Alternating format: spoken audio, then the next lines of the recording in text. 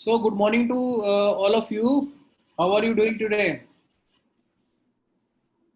Unmute and answer, please, once, and then you can mute yourself.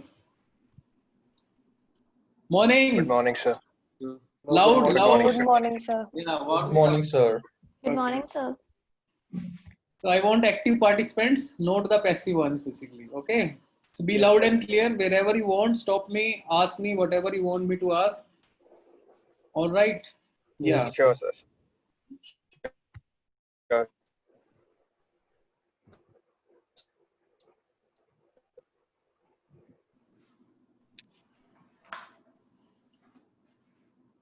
So we'll wait for 2-3 minutes and then we can start the session. In between, if Sushil sir, you want to introduce, or should I give a brief introduction about myself? No, I will introduce you. Then I will hand over to you. Sure, sir. So from the participants' point of view, what exactly is your expectation from this class today? So what do you expect? Can someone answer? Sir, I expect that we will get a brief overview of analytics work and how we can apply it on different industries.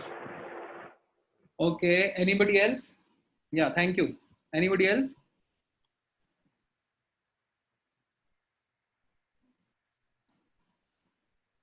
So has any one of you used any business intelligence or BI tool in the past, business analytics tools in the past? Has any one of you used these tools in the past? Any one of you? Yeah. Please unmute yourself and answer. You can unmute throughout the session also. I have no mind. I don't mind. So I have used the Google Analytics tool. Very good. For which website? It's a kind of a startup named as Flippo, where we have an app and we engage with the fashion influencers and see the engagements of our audience. Very good. Very good. Fantastic. Thank you. Thank you. Anybody else?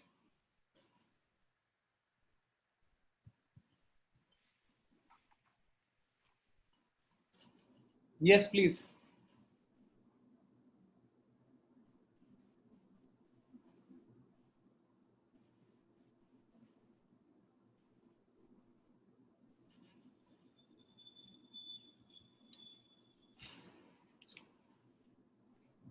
Yeah, good afternoon to you all. Now we are going to start the session. We are pleased to welcome Mr. Ajay Chavda, country head, brewsclay.com. Now I'm going to introduce him in brief. Mr. Ajay Chavda has overall more than 2 decades of industry experience post his Master of International Business in 1995-97. Out of these, he has experience of around 15 years in digital marketing alone. On the marketing agency side, he was working with 2 of the world's largest global digital marketing agencies, Ogilvy and MRM Worldwide, and managed key global brand launches. On the client side, he was working with General Electric Company as Global Digital Media and Content Engagement Manager. On the consulting side, he was working as All India Marketing Head for Zhejiang Vacuum Containers in India. In each of these roles, he was responsible for strategizing, managing, and spending hundreds of thousands of dollars in marketing budgets. He has been awarded many times for his campaigns in Ogilvy and GE Above and Beyond Awards. For one of the digital marketing campaign, he got GE India CEO Award and got featured in CIO magazine, newspapers, and was interviewed by Economic Times and Now TV Business Channel. He also got world's top 50 best digital marketing professional by World Brand Congress, etc. He is a regular blogger and writer and his work has been published in a number of publications. His key skills include ideation, building digital marketing strategy, initiating business and digital transformation, delivering training, marketing automation, digital media planning, SEO, paid media budgets, global digital project management, website and content management systems, marketing strategy, budget planning and spending and agency management. Some of his clients where he has added a lot of business value from digital marketing perspective are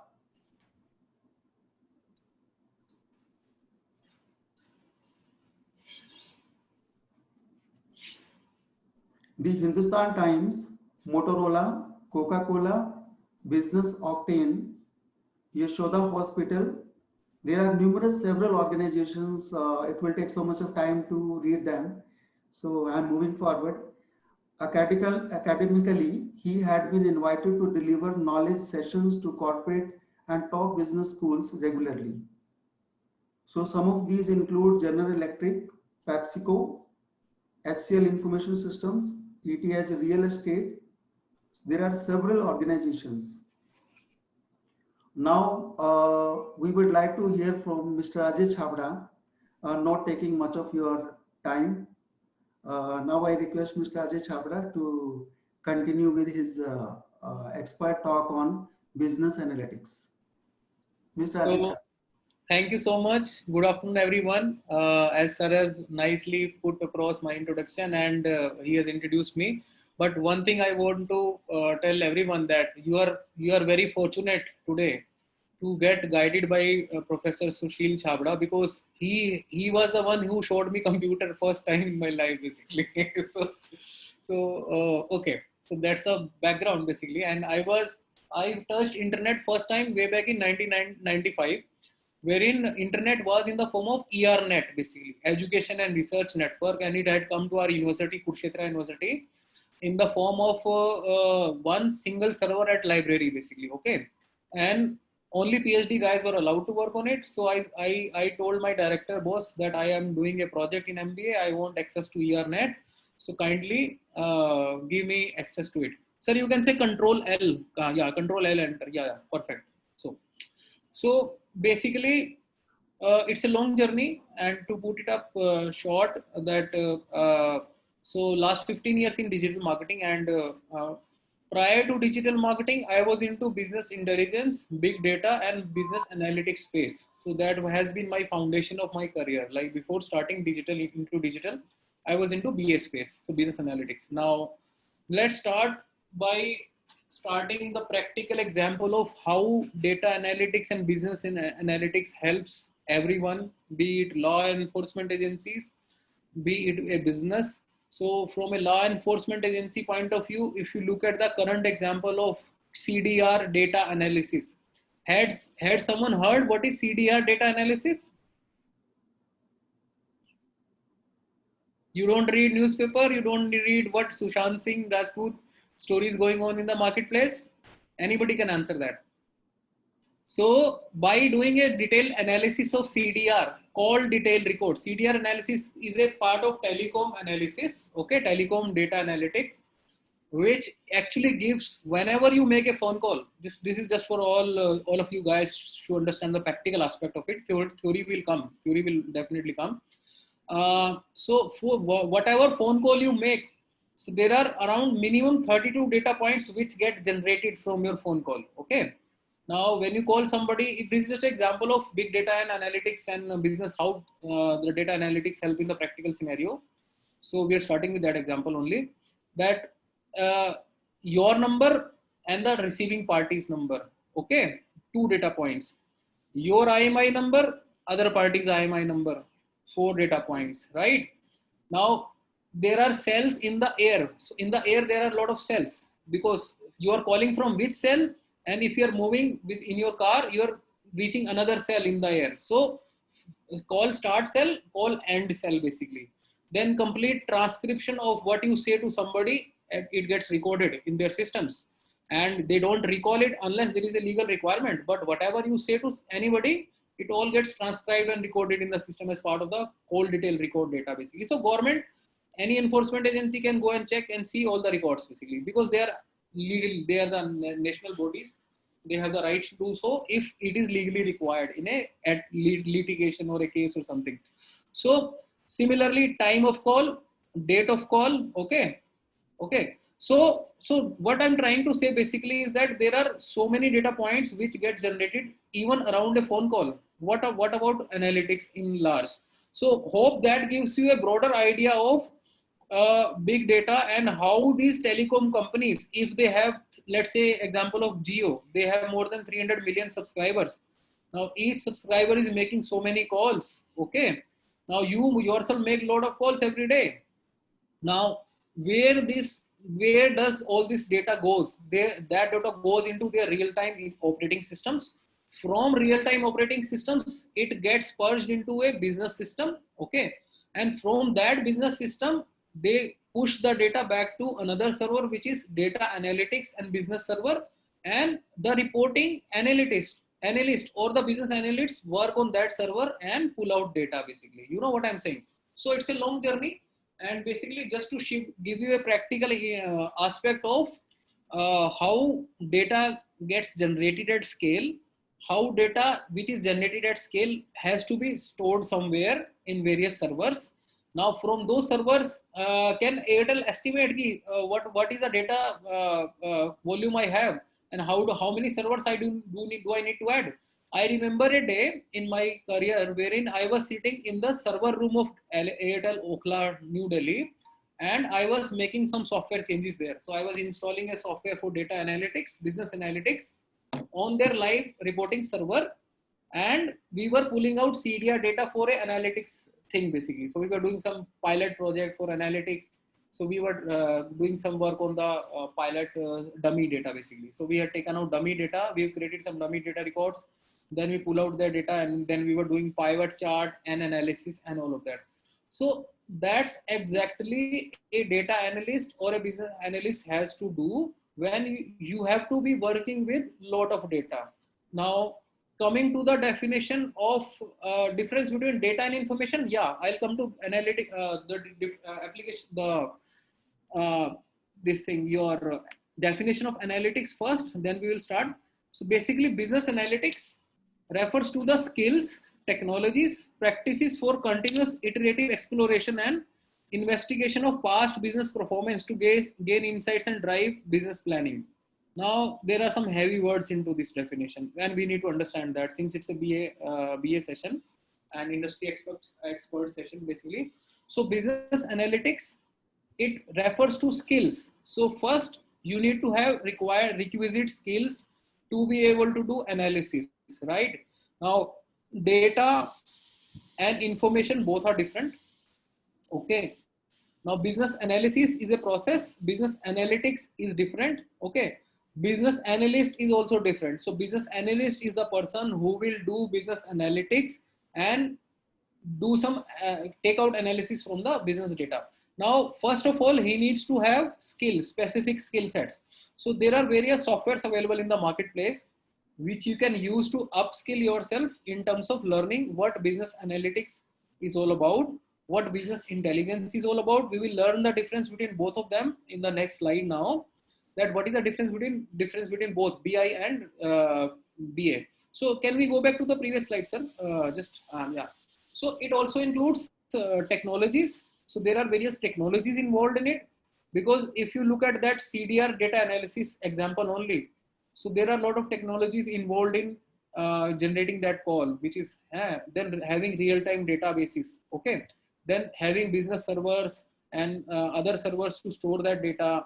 Then some SQL query or program has to be run, which will run a query to fetch that data. Okay. So those are those applications which help you fetch data from either live server or a data cube, which we store from the live server. So please understand the difference between all of this, and you will be able to kind of make sense.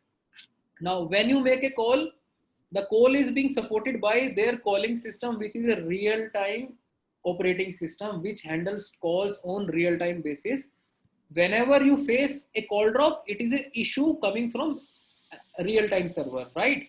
Now, after you have completed the call on a particular batch or a frequency, the data from that real-time system gets transferred to a analytics server. Okay, that's how they transfer and store data somewhere else, so that it is future proof for next 10 years, 20 years, 15 years, whatever legal time frame they need to store the data.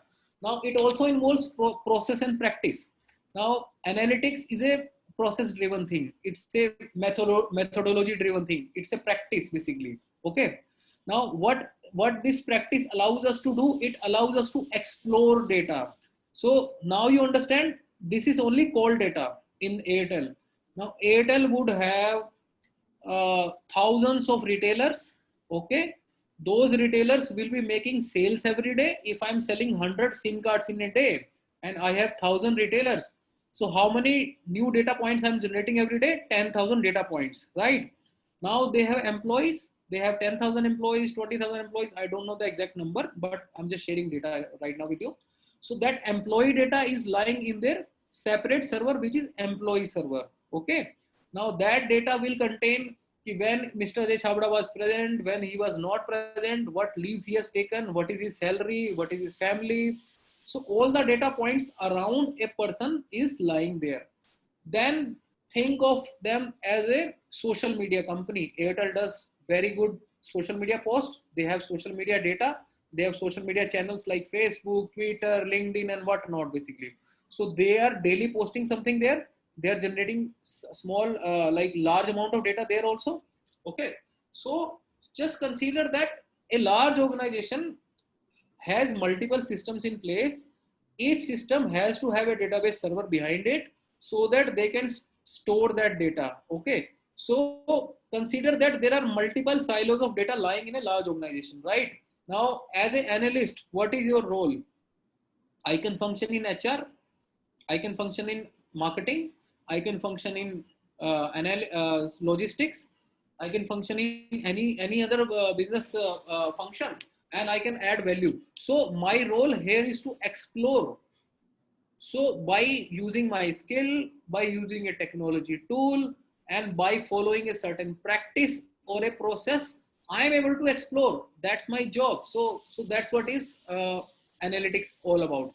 So you investigate past business performance. Let's say we have seen a pattern that every last 6 months, Airtel distributors are doing 100 sales every day. There are 10,000, 1,000 retailers they have. They are making sales of 100 SIMs every day. So it's 10,000 data points. Now, if you have 6 months data and let's say there was a growth of 10% each month. Okay. So initially it was X, let's say 10,000, then it became 11,000, then it became 121, 12,100, and so on. The data has been growing. Now, if you are the analytics manager in Airtel, if you want to make projections that how many new SIM cards I will be able to sell in the next month. Okay. So what I will do, I will look at past data, past business performance, that, okay, if I am doing 10% growth every month, last month I did 20,000. Suppose we have reached the level of 20,000 now. So going by the growth rate of 10%, I can only grow, I can have 22,000 sales of SIM card from all my retailers. Is that correct or wrong basically? If I go by 10% principal growth month on month, so on top of 20,000, what will be my next month sale? Can somebody answer that?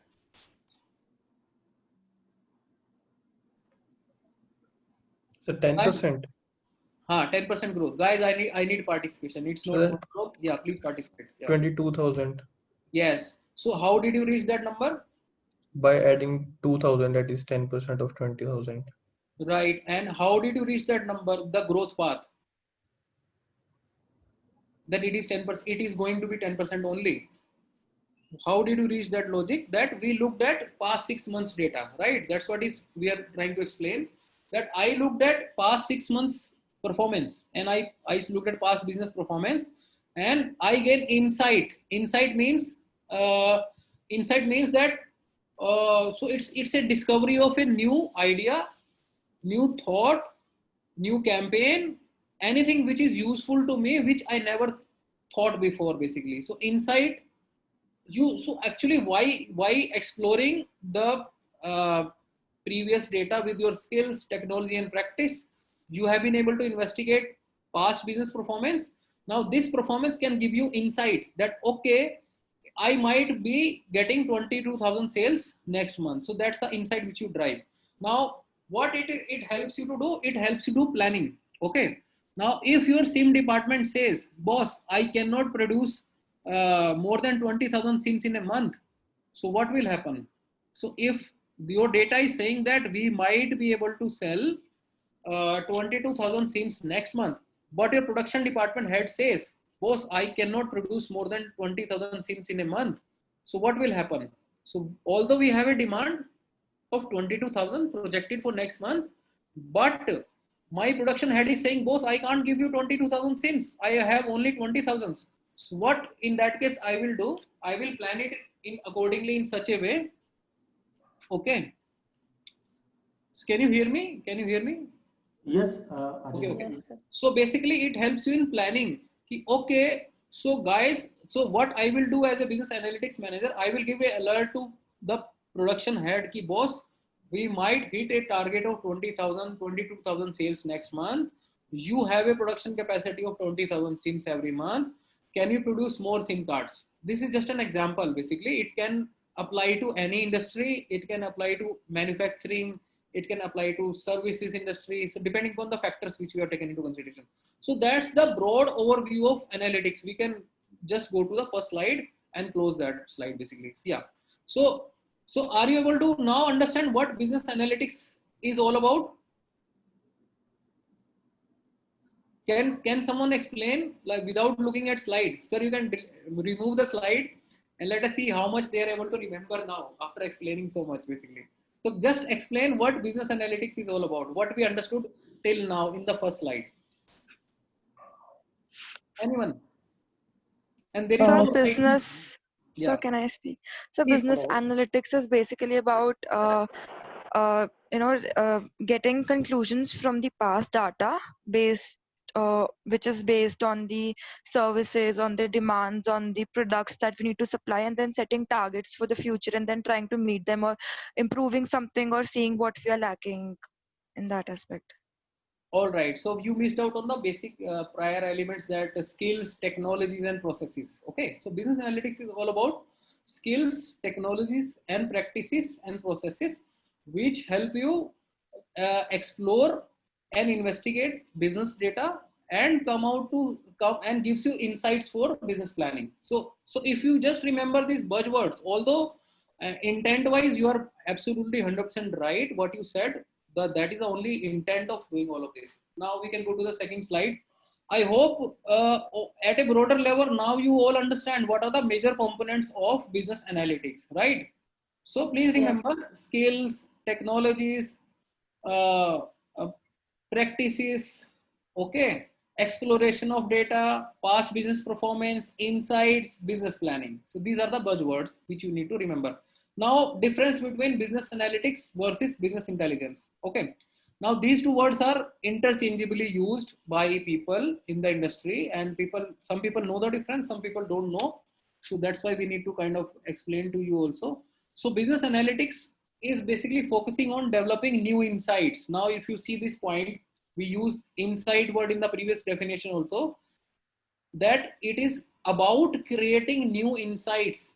And what she said was conclusions basically. So yeah, it in some way you can say insight and conclusion both are different also basically, because conclusion is something that you conclude out of your multiple insights coming to you. So you have multiple information sources of data, insights have come to you. Insight means something new which you never thought of basically. Okay, now you have to take a decision, then you conclude ki yes, this is the right path of taking a decision. So then you conclude. So conclusion and insights are both different, please understand that.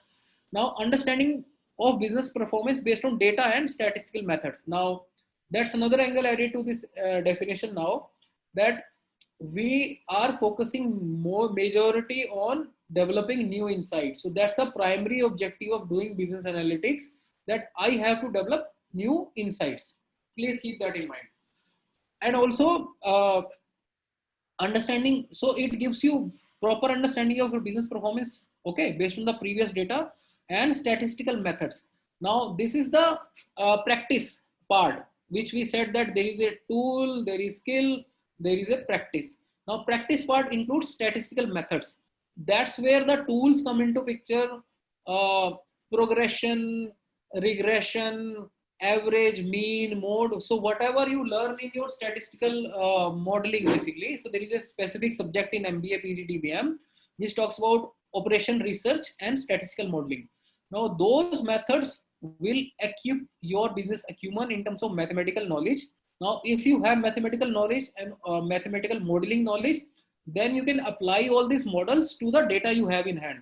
So first we understood that we have a lot of data, right? Now we understood that now the data is there, but how do I apply statistical models? Now for applying those statistical models, first you need to know them. You need to have skill for that, basically. Okay. So when you have those statistical methods known to you, if you don't know what is probability, how will you apply that probability to your business data? So it's basically application and practical knowledge and implementation of statistical methods, which you will learn in a separate subject altogether, which is statistical modeling and operation research, which is part of your first year, I believe. I think first year mein hota hai, we can check that basically. Yes, Ajay ji, we have statistical business statistics in the first semester. Okay, okay, okay. So one more subject gives you insight is like managerial economics, basically. So managerial economics gives you broader overview of the things happening in the economy and industry. Let's say COVID impact on e-commerce industry. So I spoke in my previous session, I spoke to Parul University students on how COVID is impacting growth of e-commerce. Okay. Now that I have a link, I will share that. You can explore my name on my YouTube link and go and check that. So you can, when you search in YouTube, Ajay Chabda, you will see this session if you wish to learn more about it. Now, in contrast, coming back to your BA description. Now, BI is totally different. Okay. Now, BI totally focuses upon using a consistent set of matrices to both measure past performance and guide business planning, which is also based on data and statistical methods. Okay. Now you see the fine line of difference between both of them. BI is also, it uses various matrices to store data of past performance and guide business planning. But BI alone cannot give you insights. So the difference between both is that if you use business analytics, you get new insights for your business. Just remember that. Okay. And that's good enough for you. We can move on to the next slide, sir. Now, how business analytics is done. So this is a process. I've just kind of kept it here only. How business analytics is to be done. Okay. Now, business analytics makes extensive use of analytical modeling, like we have just discussed now, and numerical analysis. So there are a lot of numerical analysis to be done. Okay. And then including exploratory and predictive modeling. Okay. So exploratory and predictive modeling, I'll come to that. We'll explain that because that's something more required in this particular session. Okay. Then and fact-based management to drive decision making. Okay. Now it is therefore closely related to management science. So basically, analytics is a management science, part of management science, which is mostly exploratory and predictive in nature. Now there are different type of analytics. We will learn that in the next slide. But prior to that, we need to know that so analytics is mostly exploratory. So an analyst, when he comes to office, he doesn't know that what insights he's going to get today by exploring data. So we have a slide on the day of a business analyst also towards the last in my presentation today. We'll see that. So and predictive modeling. What predictive modeling does, basis the past performance of the business data and and using statistical models, okay, we are able to predict and forecast that what will happen in the future and what may not happen in the future. Okay, so this is like building scenarios. Like in management decision making, we have scenario calling, so we do scenario planning. Okay, similarly analytics helps us in doing scenario planning for decision making. So it's a very good tool which helps in decision making. Suppose that if my analytics knows that 22,000 sims required, this guy is only producing 20,000, I will still have a sales shortfall of 2,000 and it impacts my revenue. Ultimately, everything, every data point in business is connected to either cost or revenue. So there are only two factors basically. Whatever transaction happens in a company, either it is a credit transaction or it is a debit transaction. There is no other type of transactions which happens. Okay. So we have to keep in mind. Now analytics may be used as an input for human decisions to drive fully automated decisions. Now analytics, so this is a caveat that we use analytics for human decision making as an input. Now your analytics might say if we have to produce 22,000 sims next month, but your production head say, boss, my machinery cannot produce more than 20,000 in a month. So what do I do now? You know what I'm saying basically. So it is only input to human decision. Okay. Now there are some tools which are called OLAP. Now this is a very frequently used terms, online analytical processing. Now this term has been very popular in the last decade, which is about querying, reporting, online analytical processing. So it is something like business intelligence systems, what they do. So these are tools and technologies which help you connect to large and different data sets and combine all those different sets into one system, into one OLAP model, which is online analytical processing. Now, the example of Airtel, which I give, that they have different functions, different departments. Each department has its data. Now that data gets stored into multiple systems. Some companies have systems like ERP systems like SAP. You have heard of SAP? Anybody here? SAP ERP system? And anyone? Yes, students, you can unmute and reply. Yeah, I think you can unmute everyone, sir. No problem at all. So let them participate. So has anybody heard of SAP? SAP.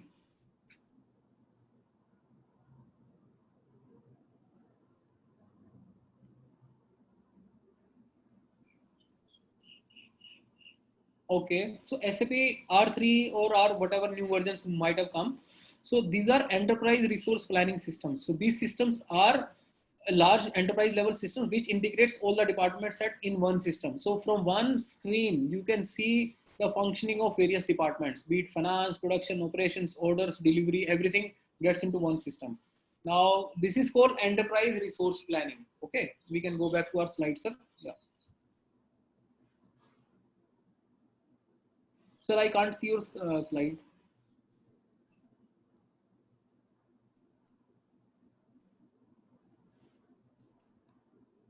Okay, can we go back? Yeah, previous one. Yeah.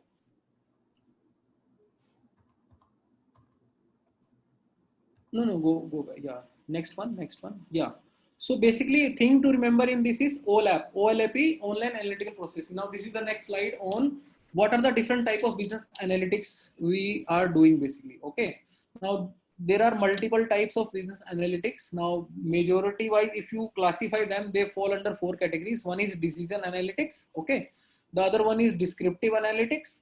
Third one is predictive analytics, and fourth one is prescriptive analytics, right? Now, first one is decision analytics. Now, what decision analytics helps you to do? It supports human decisions with visual analytics that user models to select reasoning. Okay. Now, decision analytics are kind of MIS systems. Okay. They are like visual dashboards which represent data coming from various systems in a visual mode and help you do decision making. Example of this could be that every state level, every CM level, okay, in every state, every CM has a dashboard. Okay. Now that dashboard is a visual tool because CM is a mostly, if you say that we don't have too many qualified politicians in India, most of them are having less education, but yeah, there are some good highly qualified politicians also. So in terms of understanding of how visual and data are different, because in visual representation you can very well see data and come to a conclusion for, and basically, so decision analytics help in the supporting human decisions with the help of visual data. Okay. Now, so this is one type of analytics. Second type of analytics is descriptive analytics. Now it gains insight from historical data with reporting, scorecards, and clustering. Now this is a specific type of analytics, okay, which is coming from historical data only, and which helps you make reports, create some scorecards on certain parameters and dimensions and all that, and then cluster the data based on certain specific adjectives or what you could say properties basically. So based on certain properties, I'm clustering the data in various clusters. Okay, so that is called descriptive analytics. Now predictive analytics is forecasting. Basically, it's normally the synonym for this is forecasting. It employs predictive modeling using statistical and machine learning techniques. Now here the AI is also used. So you can use artificial intelligence, machine learning to understand unwanted, undiscovered patterns to predict what might happen in future basically. Okay.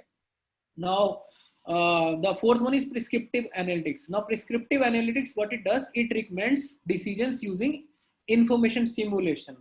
Now, so prescriptive is something which is way beyond predictive. So predictive is something that I am able to predict what might happen tomorrow. Okay. Now prescriptive is something that if something like that happens tomorrow, then you should do this. So that's the difference between prescriptive and predictive. Is that clear? All the four type of analytics are clear to all of you? Yes, sir. Okay. Any questions so far in any four of these? And I'm hoping that you are all gaining something out You of can it. ask questions. You are most welcome. So Yeah, you're most welcome. Yeah. yeah, please ask questions. I'm hoping you're gaining something out of this session. Otherwise, there is no point doing this. And please ask questions. I love people who ask questions to me, basically. Okay, we can go back. Yeah.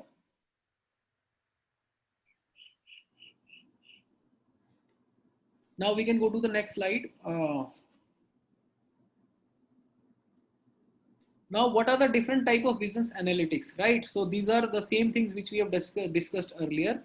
Now, if you see, these are levels of different 4 levels.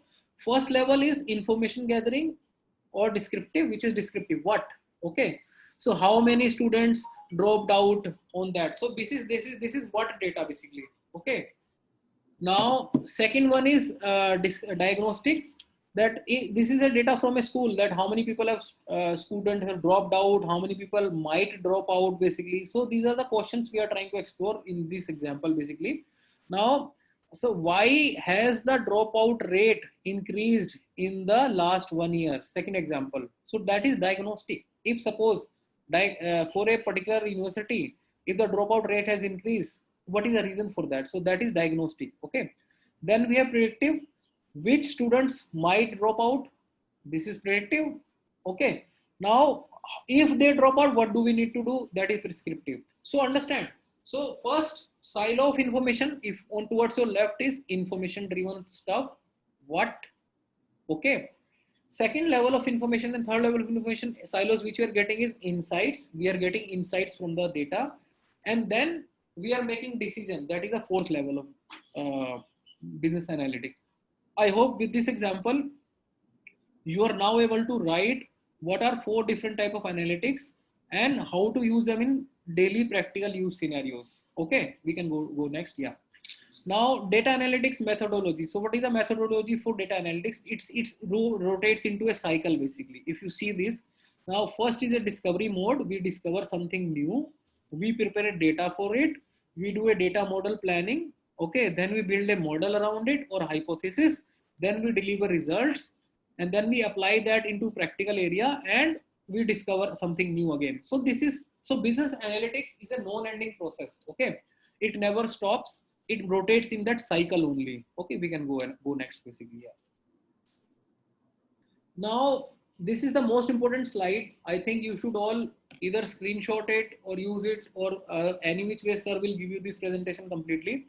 Now, these are the applications of business analytics in various functions. Okay, most important one, because if any one of you gets selected as a business analyst or chooses to be a business analyst, now these are the things which you will be talking about every day, or which you will be doing every day, every time.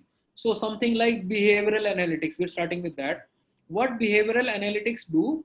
It's a stream of data analytics which help you analyze the behavior of consumer who is shopping on e-commerce sites, mobile devices, web, IoT, and whatnot basically. Okay. So this is called behavioral analytics. What we are doing in that, we are studying the behavior of a consumer. Okay. Now consumer behavior is another science, which is a management science. Now, which is also part of your PGDBM process here, program here. Okay. Now cohort analysis. Cohort analysis is a statistical method. If somebody is from BCom or statistics background, he would understand it more than me because I am not from statistical background. Although I did my MBA and I read statistics there only. Now, basically cohort analysis helps you do data modeling. Even you can do cohort analysis in Excel and various tools. It allows you to model data on various dimensions and then create cohorts and silos of data and use that in various analysis. Okay. Now collection analytics. Okay. If you are into it's might be related to AR function, where AR means accounts receivable. If you are working in the finance side and you're collecting money for your business or function, so then you can do collection analytics. Contextual data modeling. So whenever it's a real-time data modeling, like you're analyzing the behavior of contextually relevant data which is being served to a user or a consumer. Cyber analytics means that whatever data gets generated on the cyber world, okay, which is related to your internet, web, protocol, security, all of that. So that becomes part of cyber analytics, right? Now, enterprise optimization is another field of analytics, which helps you analyze data coming from enterprise systems like ERP systems and all of that, and you optimize data coming from various systems basically, right? Now that is called enterprise optimization analytics. Now financial service analytics is something like you are offering financial services to your customers. Okay. Now what is the data around that financial services is what you analyze in financial services analytics. Fraud analytics. Fraud analytics, something that most of the credit card companies use. They analyze some of your past transactions and can predict that this customer has been spending previously like this, now like this. So maybe in the next quarter, he might do a fraudulent transaction with us basically, or then not pay you, basically pay you back. So this is a very big area of analytics in the financial services companies who offer credit card to users like banks like HDFC, ICICI and all that. So they have a very big fraud analytics team internally, and these guys have nothing but to analyze and predict which customers are going to do fraud in coming future basically. So that's a very big practice of fraud analytics, which is there in BFSI domain, banking, financial, insurance space, wherein this team, the role of this team is to analyze what customer might do fraud in looking at the pattern of the credit card spending they have done in the past. Okay. So that's fraud analytics. Now healthcare analytics, we are going to discuss in detail in the forthcoming slides. Just to give you one dimension of one type of analytics in healthcare, what type of data do we generate and how do we analyze that data? Marketing analytics is itself is a very big field which helps you do media analytics, campaign analytics. Okay, in marketing, you have your job is to run various campaigns. Okay, your job is to spend media money. Now, marketing analytics helps you do predictive modeling on which media has worked well for me now and which media might work for me in future based on my advertising spends and my media spends. So marketing analytics works like that.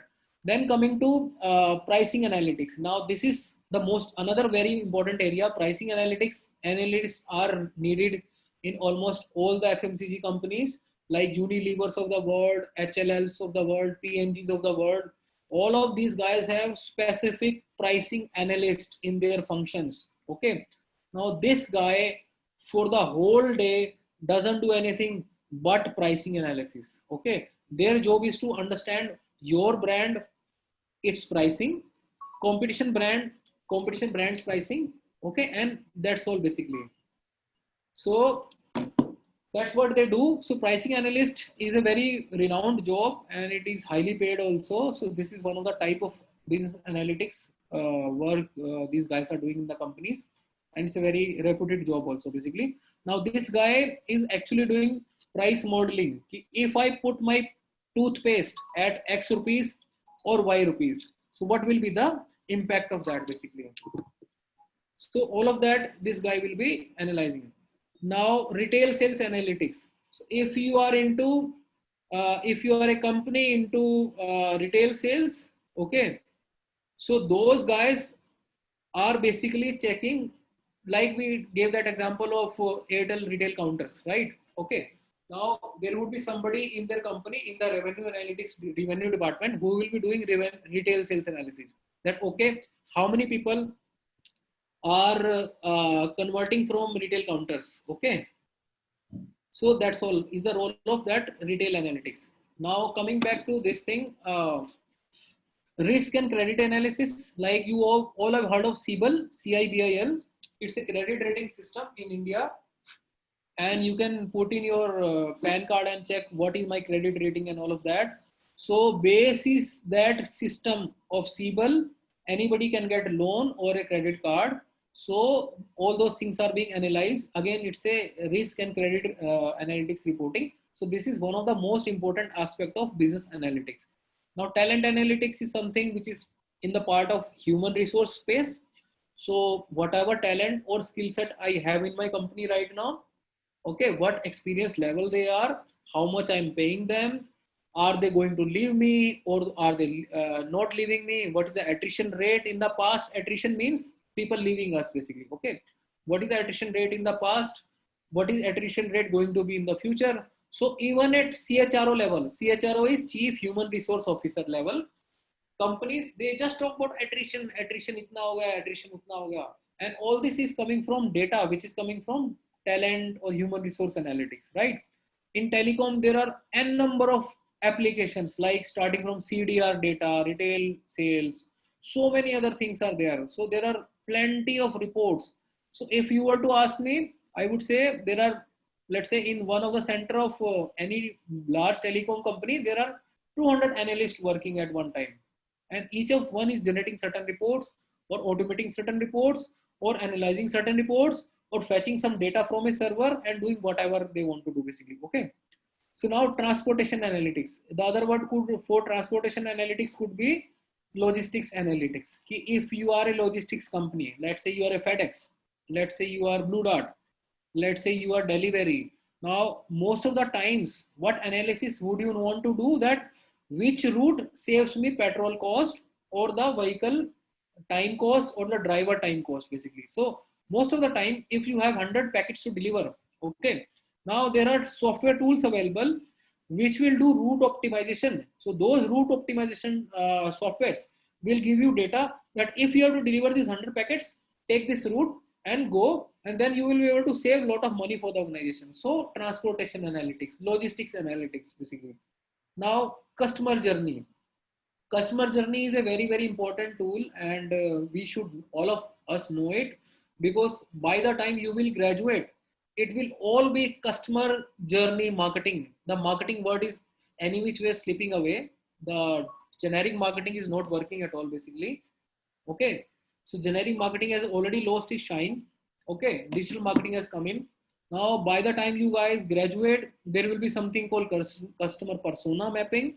So customer persona is defined as something which there are certain specific attributes basis which you can cluster your customers. Let's say you have 100 customers, right? Now those 100 customers can be classified into 10 different sets of customers.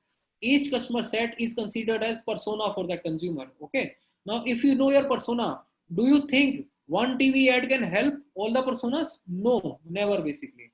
So each customer, if you have 100 customers, some of them would like something, some of them would dislike something, some of them would respond to a outdoor ad, some of them would respond to a SMS. So depending upon customer age group, customer demographics, customer psychographics, customer behavior, customer online behavior, time he's spending online. So this is all comes under consumer persona.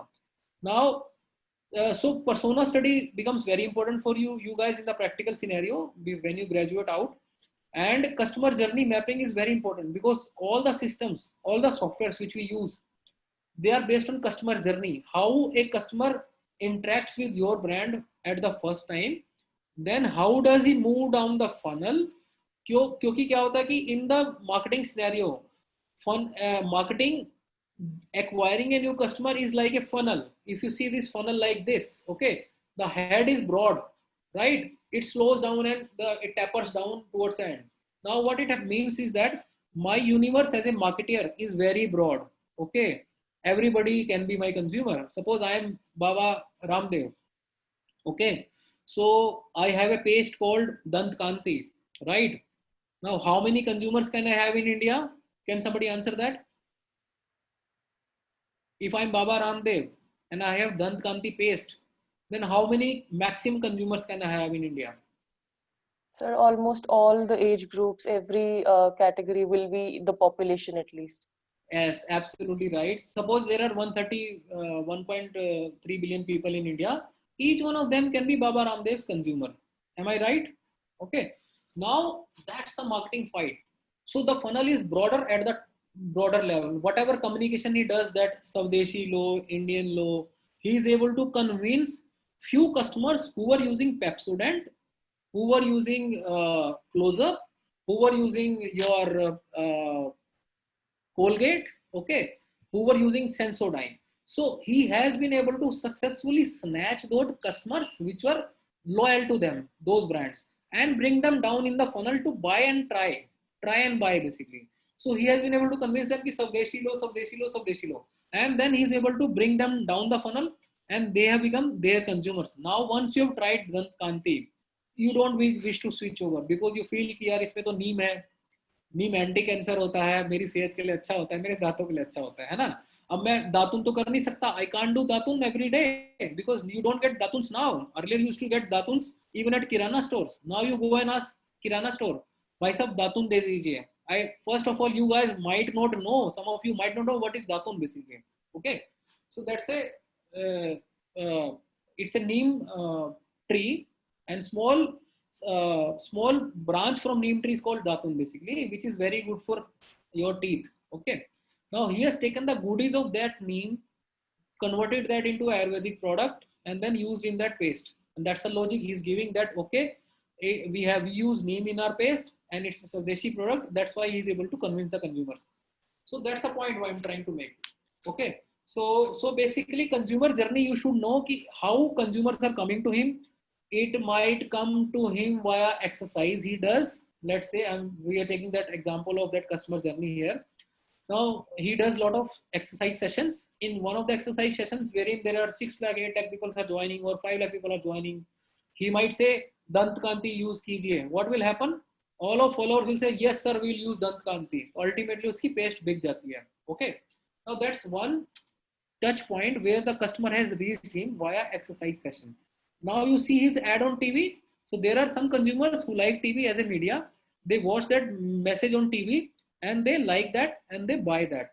Now some people are on Facebook, Instagram. He runs ads on Facebook and Instagram and tries to bring people to try out Dant Kanti. So that's another journey. So there are multiple ways a consumer can reach you, because you have a website, you have a toll-free number, you have exercise sessions. These are called activations in the marketing terminology and stuff like that. So this is all consumer journey analytics. So in future, so journey becomes very important. So based on the customer journey where he is right now, and there is something called AIDA principle: awareness, interest, desire, and action principle. Now that's again related to customer journey, because a customer who is a prospect for you right now, if you not call him customer, let's call him prospect. A prospect for a brand might be in any of these 4 stages: awareness, interest, desire, and action. Action means sales basically, or try out basically. So awareness means he is not yet aware about my brand. Okay, interest means he has seen my ad and is engaging with my brand basically. Okay, right. So that's how the 4 stages. AIDA principle. Remember AIDA principle. That will also be taught to you in the following sessions. So awareness, interest, desire, action. Right now. So journey tracking is very important. So that journey analytics is very important. So we have, if suppose you are Flipkart for that matter, or you are Amazon.com or Amazon.in in India, right? Now, do you think they have millions of consumers coming to their site every day? How are they able to analyze data which is coming? Okay. Now they know if whenever they put a deal, I was talking to one of the largest e-commerce company in India. I can't take name in this class, but yeah. So they told me that whenever they have a deal put up, let's say on a SanDisk, let's say SanDisk example, लेते हैं pen drive का. If they have an 800 rupees pen drive, if they put it up on sales for 400 rupees, so there is something called a universe called deal seekers. ऐसे लोग होते हैं जो fraudulent account बना के बैठे होते हैं, वो deal seekers होते हैं, वो real consumers नहीं होते हैं. वो deal seekers अब उस account से आएंगे, transaction करेंगे और delivery लेके चले जाएंगे. So जो actual consumer है उसको offer दिखता भी नहीं है, but deal seekers आते हैं 800 रुपए की ड्राइव को 400 रुपए में खरीद के चले गए और फिर उसको 600 रुपए में बेच दिया जाके रिटेल काउंटर पे. Okay, so these are some of the challenges these brands face even in e-commerce industry. So and everything comes from data analytics. Okay, now market basket analysis. Now when you go to a e-commerce shopping site, let's say I am searching for a TV. Okay, I'm currently people are doing shopping of TV also on online basically. Now when you look at TV, if you're buying TV from internet, right? So you have bought TV in your shopping cart. Now it shows you related products basically. Okay, related products. Okay, now what related products could be? A Philips home theater music system can be a related product which can be related to the TV. They show that as based on their artificial intelligence system.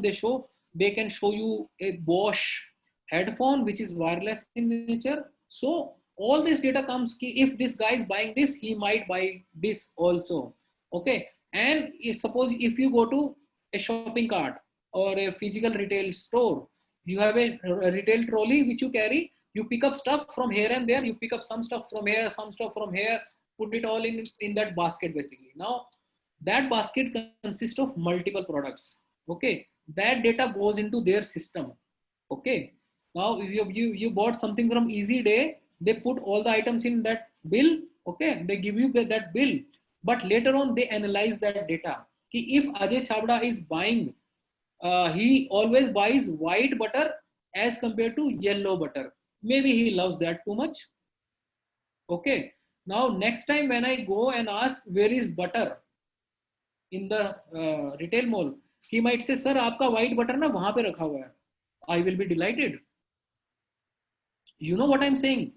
Because from my shopping pattern and market basket analysis, he knows what I bought in the past, that I never bought a yellow butter. I use and buy white butter only. Okay, so they know which butter I'm buying, and based on that they're recommending that okay, you buy white butter only.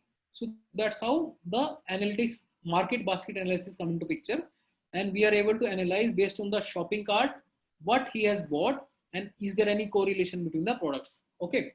So hope all of these popular analytics items have given you fair amount of practical ideas. Any thoughts on that from anyone?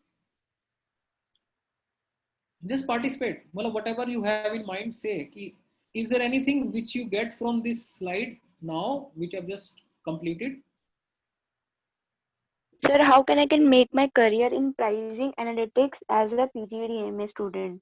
That's a question, not from this slide. Yes. So what you could do, you could start learning. I'll answer that right now only. So what you should do if you want to become a pricing analyst, wonderful decision, and it's a very high paying job also. So what you should do, ideally you have 2 years now. So take all your assignments around pricing. Suppose all marketing functions or subjects you're doing, you will get ample opportunities of submitting assignments. So take all the topics around pricing analytics. Okay. Now, the simple topic I can give you right now, and I don't know how many days you will come back to me. If you wish to come back to me, I can review that document. Make a pricing analytics of 200 grams of toothpaste in the similar category. So you analyze the price points of various toothpaste available in the market and see what has been historical trend, when they increase the price, when they don't increase the price, when they come out with offer. So first is that you have to be sure that what domain I want to be in. That decision you have already taken. Wonderful. I really appreciate you for that. Now start learning things around that. Create Google alerts in your system on pricing analytics. Does anyone know what is Google alerts in this class? I will be happy if you know that basically. What is Sir, Google alerts basically? Can someone actually, explain? sir, it would give a notification on every news or every new thing happening in that field. In If that field. we turn, Wonderful. Clap for her. Please clap for her basically. I will clap for you if you know about it. So thank you, sir. basically, so set up alerts. So another thing you need to do is set up alerts on keyword, which is pricing analytics, pricing analysis, so that whatever is happening starting today for the next 2 years, you trend that, you watch that trend, you read all those articles, so that somewhere in your mind, you are already becoming a pricing analyst, right? Third thing you need to do, go to indeed.com, put this keyword and let the jobs flow in your mailbox basically. So let the jobs come in कि कहाँ पे pricing analyst की job निकलती है, आप keyword डाल दीजिए and अपनी mail को भरने दीजिए. Let them come. Okay. Make a note which brands are hiring pricing analyst, right? So basically it is mostly to FMCG brands, CPG, consumer packaged goods brands, everywhere basically. Okay. So third is that keep a watch on what's happening in this space. Fourth point, you should attend all virtual conferences, seminars, physical seminars, practical events around pricing analytics. Fifth point, you should read Economic Times every day. This is the golden advice I got from my university teacher. One of my teacher, he was colleague of Dr. Sushil only, Dr. Anand. Dr. Anand gave me that advice that MBA is a golden collar job, provided you read Economic Times every day. And I've taken that advice from my heart.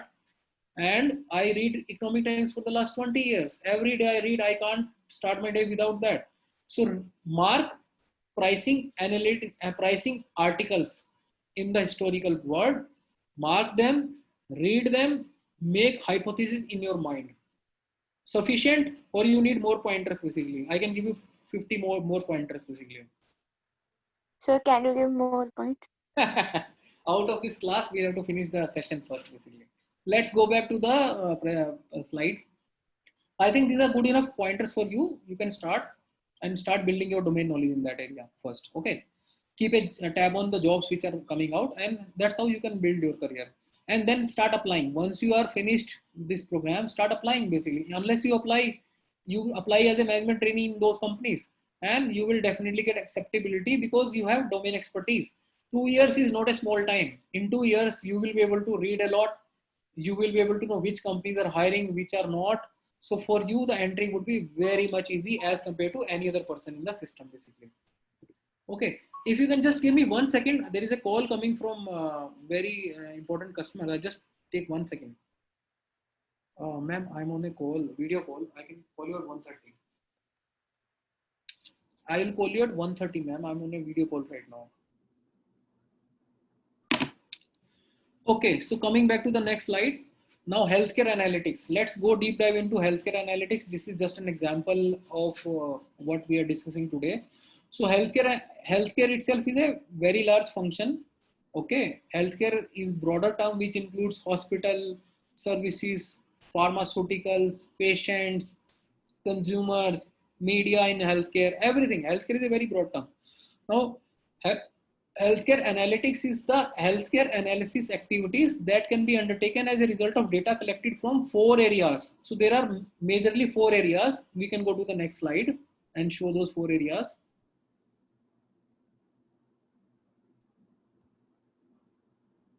So in the healthcare domain, there are major pillars of data. There is a lot of data basically. One is healthcare claims and cost data. Okay, whatever healthcare claims you put in insurance, healthcare claim, you take insurance policy. Then if you are in need, you need to get a claim. There is a cost involved with it. There is a lot of data which gets generated around the healthcare cost, procedure cost, operation cost, consultation cost, appointment cost, health doctor fee, whatever. So the claims and cost data. Second set of data is pharma R&D data. Now, we are under pressure to release a vaccine, and that's why the trials are happening and research is happening and what not basically.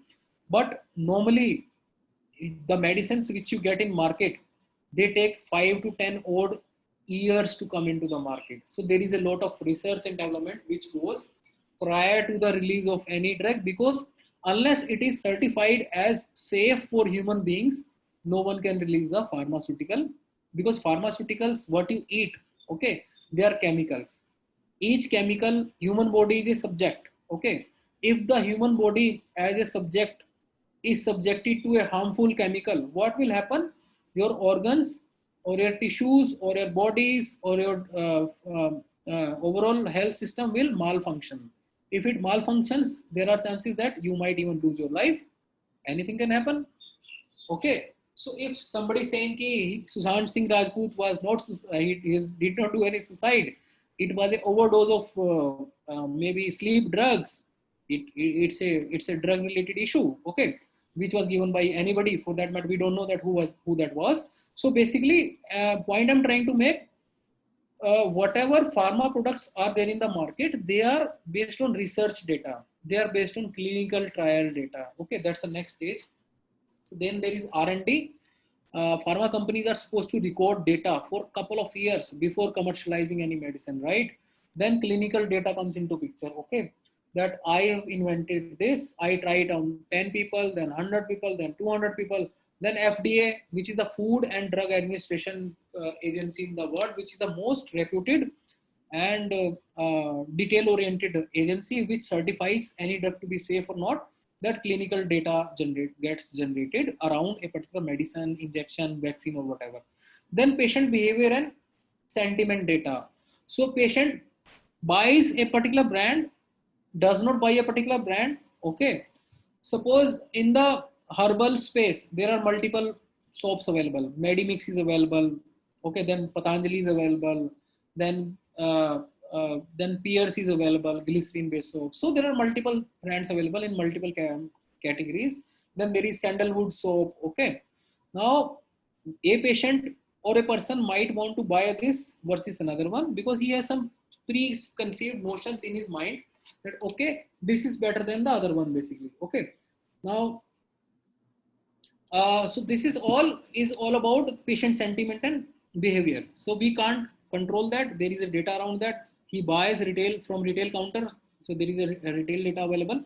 So what I'm trying to say here is that there are multiple sets of data, broadly categorized for healthcare space into 4 sets of primary data, which has to be analyzed by healthcare analytics person. Okay, we go further. Now this is the slide to just show you how a clinical trial happens, just for out of subject, but yeah, we can see that now. Now in the AI world, when artificial intelligence is coming into picture, now we talk about machine learning, artificial intelligence. Okay, there are 2 type of systems, analytic system in AI world, and one is called interface AI, the other one is decision making AI. Okay, now these things are natural language processing, image recognition, transcription, search. So these are interface AI, artificial intelligence, which is helping you decipher anything or discover something. Now there are AI systems like which are decision logic, which helps you take decision, optimizing algorithm. Okay, probabilistic algorithms. So these are certain advanced AI systems which help you in analyzing a problem and help you in decision making. So just try to remember this. I kept this slide because this is the future, because by the time you are out, AI will be very much prevalent and you need to know all this. Now these are the four case studies I have shared in the class. Now just scroll down, sir. So for the sake of use, I would recommend that discuss these case studies in your class whenever you have a time in your extra period or something. Read these 3. There are 3 case studies. Now I'll just give you broader example here. Shell is one of the largest company. Cargill is another one, and Merck is a pharmaceutical company. So we'll start with Shell example only. Although I want to skip that now because we already have time crunch. Now Shell is working in the oil and gas space, right? They have huge systems. They have there is a limitation if a system crashes somewhere. Okay, their job is to downstream, upstream. They are pulling out oil from machines. They can predict when a machine failure might happen. And this is also via analytics and technical tools. Read this case study to understand that how analytics can help you decide when machine may go wrong. I'll give you example of GE here. I was part of General Electric company, and we had a better and similar tool called remote analytics, remote analysis. So we were supplying MRI machines, CT machines, X-ray machines to hospitals, right?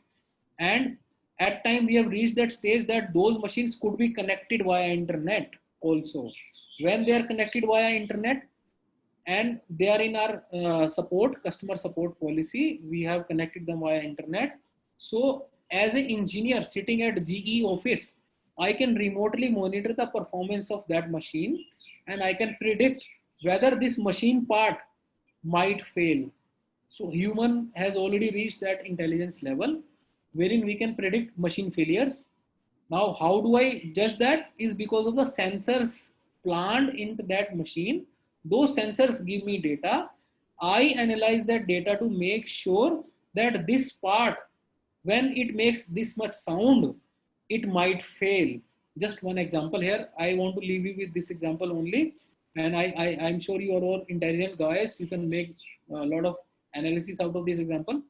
Now coming to Cargill. So similarly, Cargill created they are into the farming and FMCG and food products and all that. They're global giant in that. So they created an app to help farmers, shrimp farmers. Okay. That app was using data analytics की temperature कितना है, season कितना है, shrimp generate होगा नहीं होगा, all of that. So read that and analyze that in your class. We can go to the next slide basically. So similarly, there is Merck example basically. Okay. Now let's just skip that and we go to the career section because I think it's already, we have 20 minutes left now. So business analytics career, if you were to ask me the salary, average salary for a person at a particular level, it ranges from, depending upon your level basically. So starting salary could range from 4 lakh, it can go up to 20 lakhs, 15 lakhs, depending, and we can go to the next slide also. So there is a median salary, there is the average salary for a skilled person basically. Okay. Now these are examples of that, analyze that, and starting from 4 lakh per annum to going to 18 lakh per annum, depending upon what level of, so in any company when you join, so they classify that person into 4 quadrants. 4 quadrant means like X and Y axis crossing each other. And they say he's in quadrant 1, quadrant 2, quadrant 3, quadrant 4. So people with high skill, high experience, okay, quadrant number 4. So they have to be paid more. People with low skill, low experience, they are in lower quadrant. So they are being paid less. Is that true or wrong? True or right? Way of giving salary to somebody. If you are low skilled, if you have low experience, you will definitely get low salary. If you are high skilled, high experience, you will get more salary. Okay. That's how the quadrants are built in a company.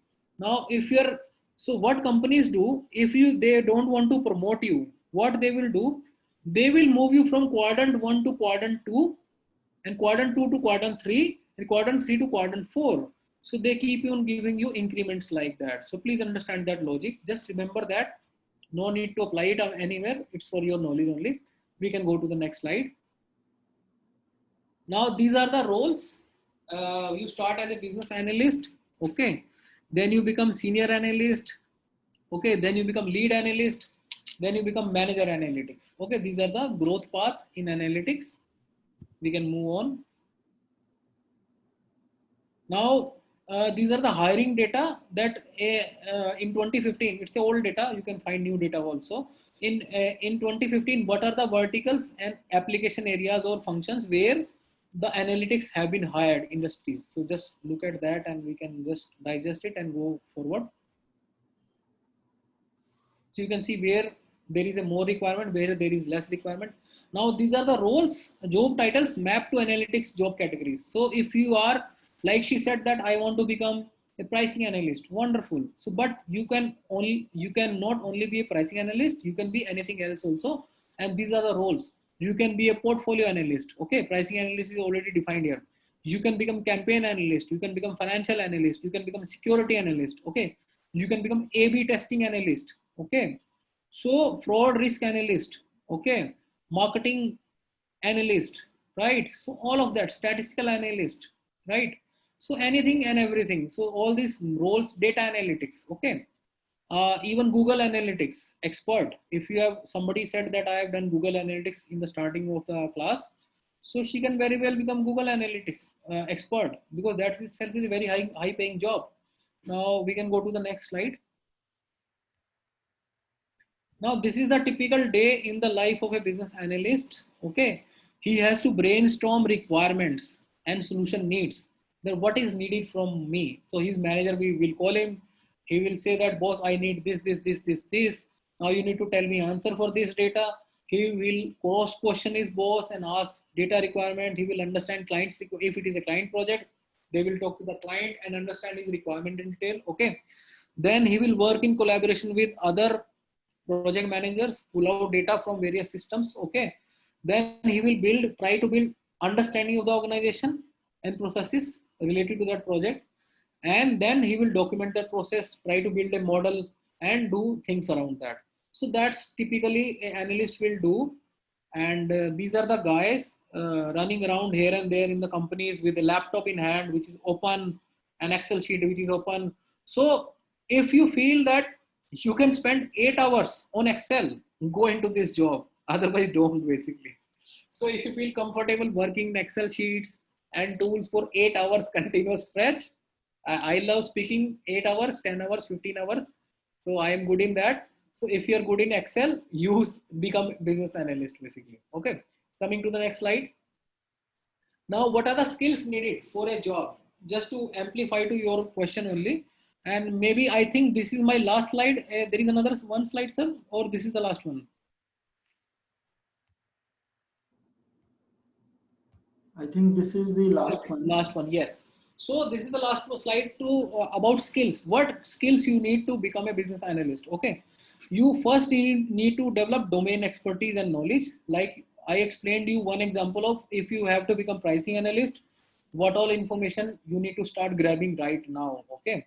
Then intellectual skills. So first, like why I said that, if you love Excel, if you don't love Excel, if you are a creative person, you might not love Excel, because there are two parts of our brain. One is logical, one is rational. Okay. One is rational logical, the other one is artistic in mind.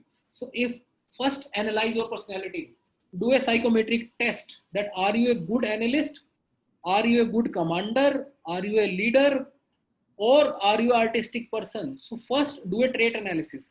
So there are some misfits somewhere also. Like if you are a good artistic person and if you have to work on Excel, you might not find any charm in that, basically, job. Okay. So first analyze your own personality, intellectual level.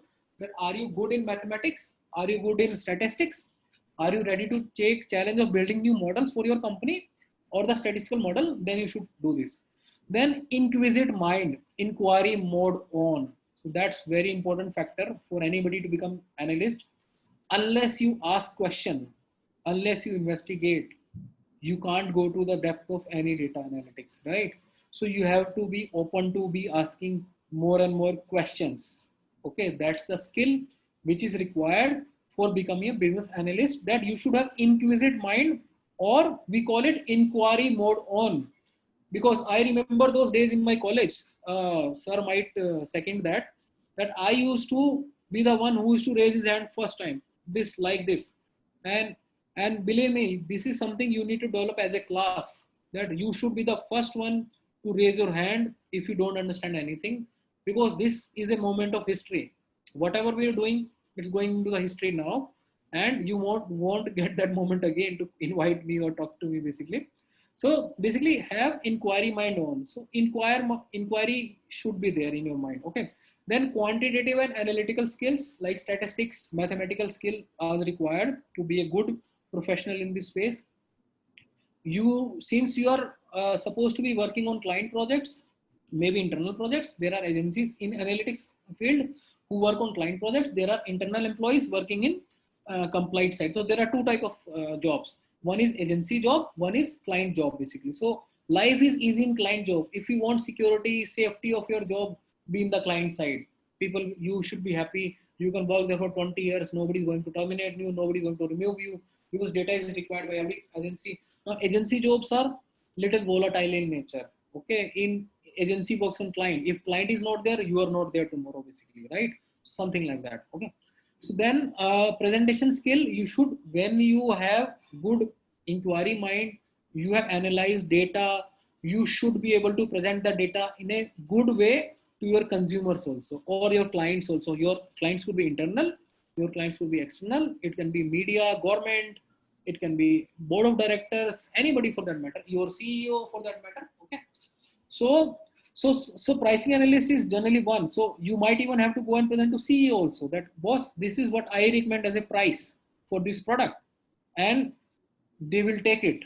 They will have to buy your point, because you are going to them with vast research you have done for a particular category, their pricing, and your rational and logic of keeping that price. I give you one example here. I've been to some political campaigns in the past, digital campaigns, political campaigns, and I visited very, very remote areas in the country, in some villages where there are no pakka houses, the only kacha houses are there, and people are still living there. There, they buy shampoo in 1 rupee pouch. Okay, they don't buy shampoo like we do at metro cities, that we buy shampoo worth 250 rupees and keep it in the bathroom. There, they have the whenever they need to wash their hairs in once in a week, so they will go and buy a shampoo. Now that's the job of a pricing analyst. If the company keeps the same 250 rupees shampoo in those remote areas, they will not be able to generate sales there, basically. Okay, now by keeping a 1 rupee price shampoo, which is the recommendation of a pricing analyst, you can sell more, you can build your turnover there. Okay, this is just one example. That's why we have, in rural areas, in villages, we have small sachet, small packaging, because the consumption is large, but volume of consumption is low, basically. So that way. So then you should be able to present well, because your presentation skill matters. If you can't present your data well, nobody's gonna buy your point, basically. Okay. Then you should be visual bent of mind. Visual bent of mind means that you should be design focused. You should be have design thinking. This is another trend which Steve Jobs applied to Apple, and Apple become a $100 billion company, right?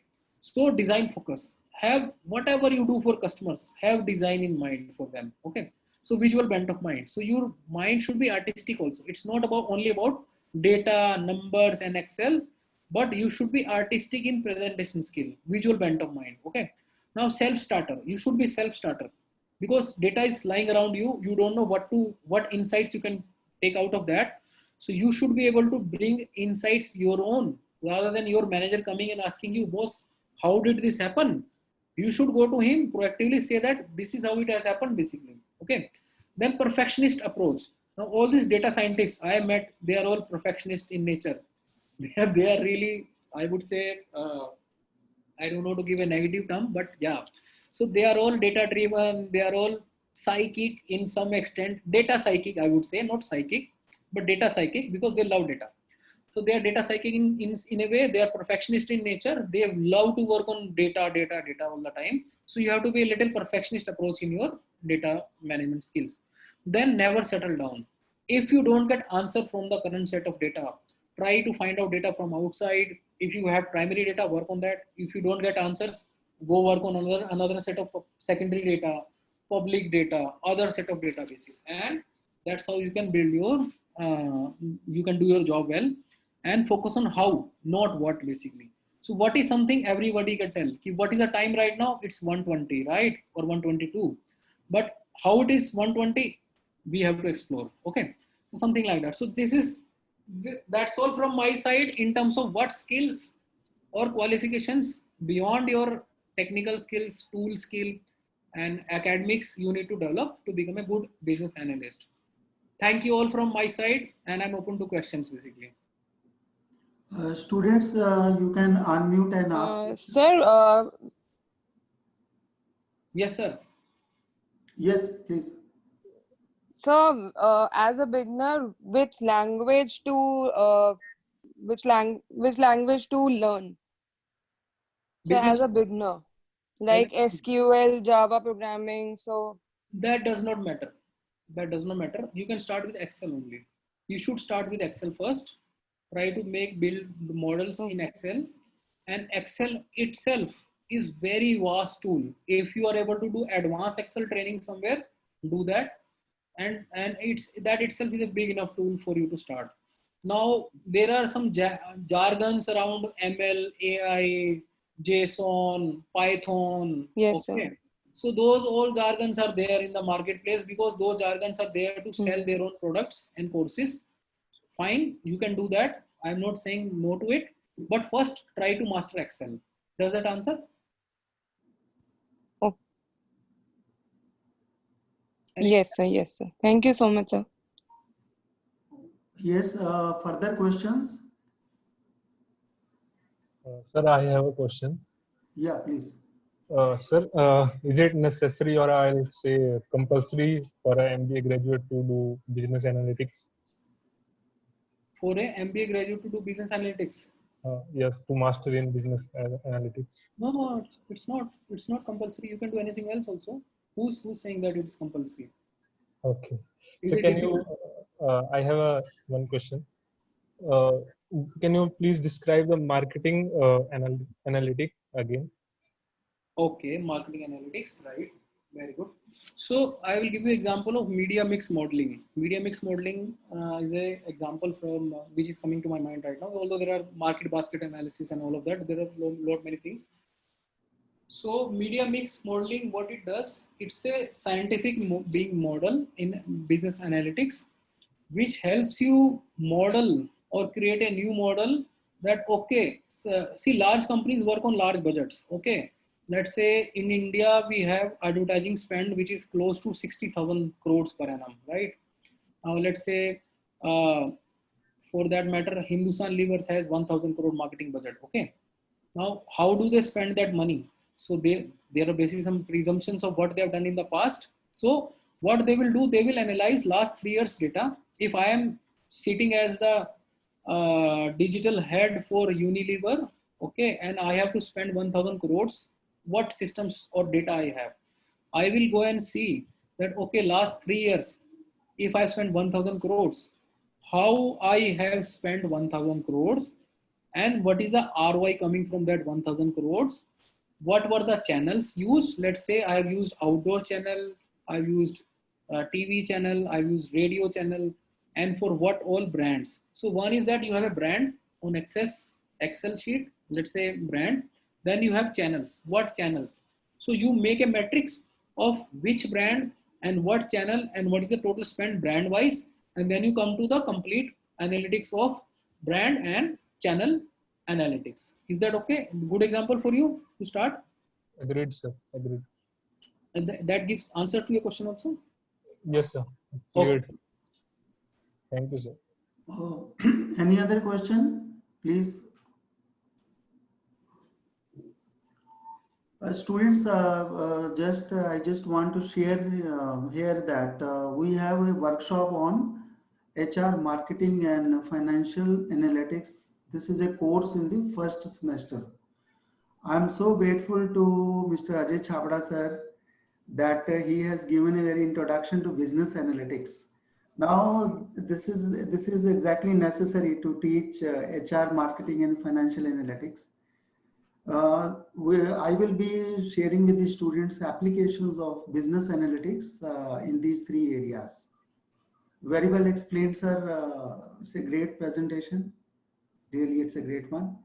And you have shared the practical experience also. Although you are an expert in digital marketing and I have given you a topic of business analytics. One honest confession, I took only 1.5 hours to create this presentation. That's it. So 1.5 hour to deliver. So you owe me 3 hours of treat basically. So I need a treat from you for 3 hours work basically. So treat next. Students, now you have understood that this business analytics is exactly part of all your business domains. So since you know the data is a hidden one, so in most of the cases we purchase online. All our activities are, in this particular case, COVID-19, they are happening online, and in most of the activities in future, they will also be in online. So since the data is a hidden one, our behavioral patterns, how we do the things. So that is difficult to unhide the data. So this analytics can help us to extract the meaningful data that is exactly being stored using various cookies or various means by these analytics people. Like Ajay Chhabra ji is exactly giving advice how to get information, how to predict, how to make the decisions. This is very important, topic. I just want to say that master in business analytics is not necessary now, because almost in all MBA courses, PGDM courses, analytics is the part and parcel. In our course also, you can see this is what the workshop is now happened. Now there is a course on HR marketing and financial analytics in the first semester itself. And in almost in other courses also, you will see how we can make various types of decisions and predictions. Thank you very much, Ajay sir. It's really great. Thank you so much, sir. I'm Very glad. short time, sir has agreed to give the presentation, and I'm so surprised that sir has a passion to deliver. Because when I talked and I requested him for some relation, he told no, I just want to share with the students the ideas, my ideas on business analytics. So this is really a great one. And thank you very much, Ajay sir. And I have recorded the presentation. I will try to send that also to you. So do we have video recording for this also? Yes, So yes, I'm. Yeah, wonderful. Yes, I'm Thank you. recording that. Anything students would like to say, like any other question? I need a closing comment from a student basically. Yeah, please speak up now at least. If not, during the session you were not speaking basically too much. Now give me a closing thought. Did you learn something today new? Anything new which you learned today? Just share that thought. I have one question. Yeah. You are discussing about the rural area, right? The shampoo pouches of 1 rupee, right? But the decision that the company has taken actually. So according to me, like in 1 rupee pouch, they are just giving the 10 grams of shampoo, right? So if they are selling in retail, they are just giving for 1 kg up to 250. If you just convert that 1 rupee shampoo, you are getting 1 kg in 100 rupee. So the company is directly getting, if you just take an example of Head and Shoulder, even you can just move to other products, like you can just have a 1 fruity pack like Tropicana. They are just giving you 1,000 ml packing for 100 rupee, right? So if you are just going to buy a small pouch, like 10 rupee pouch, firstly they are giving you 150 ml. Now they are just giving you 125 ml. So in same 100 rupee, you are getting 150 ml. That's exactly the logic for doing these small packages, because brands want more and more trials. Why they are going to rural areas? Because by giving that 1 rupee pack, you have given them a trial. Okay. Once you like that product, what will you do? You will say, boss, ये logic यही तो pricing है, यही pricing आपको समझनी है. फिर उसका जैसे if a small labor class person who started loving this shampoo pouch, he will say, यार मैं 1 किलो लेके आता हूँ, मुझे तो बड़ा पैक चाहिए, वो मेरा पूरा महीना चल जाएगा, right? So your question is your answer basically. Okay, your question is your answer. That's why they want to expand. If you understand that logic of marketing funnel, they want to reach out to more and more users. That's how they have kept the pricing at that level, so that more trials happen, more new consumers come in.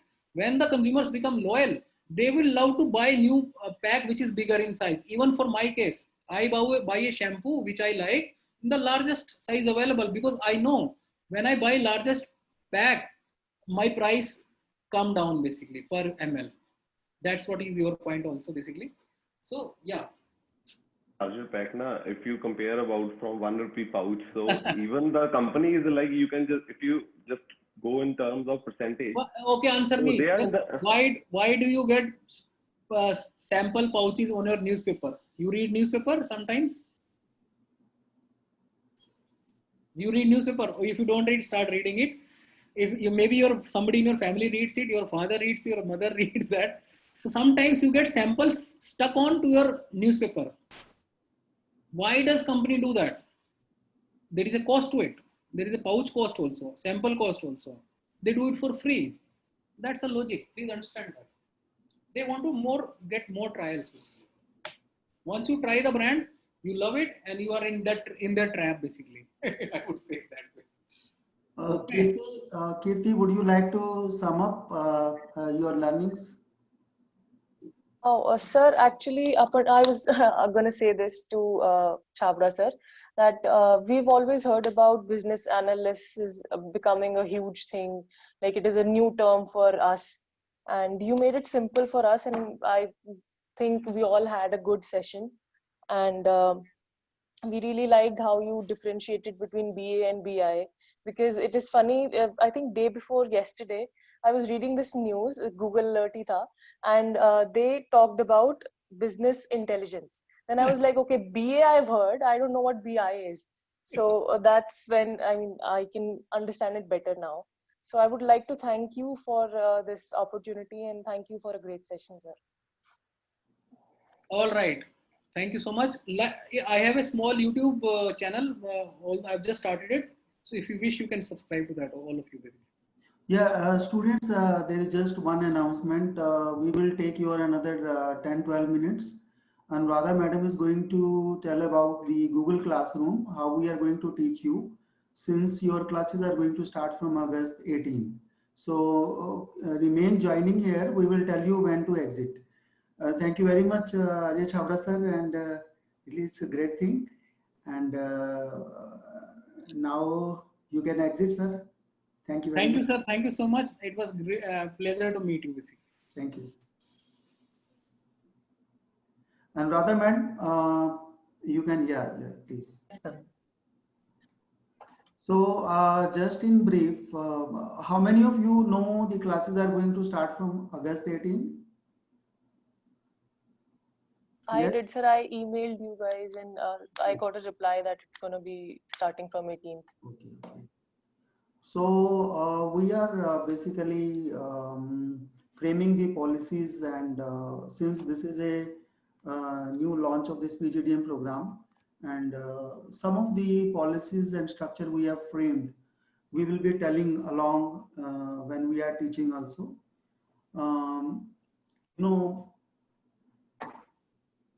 This is there are two types of courses we have in the first and second semester. One, we have the 100 marks, and then another we have 50 marks. 100 marks are basically all are the courses,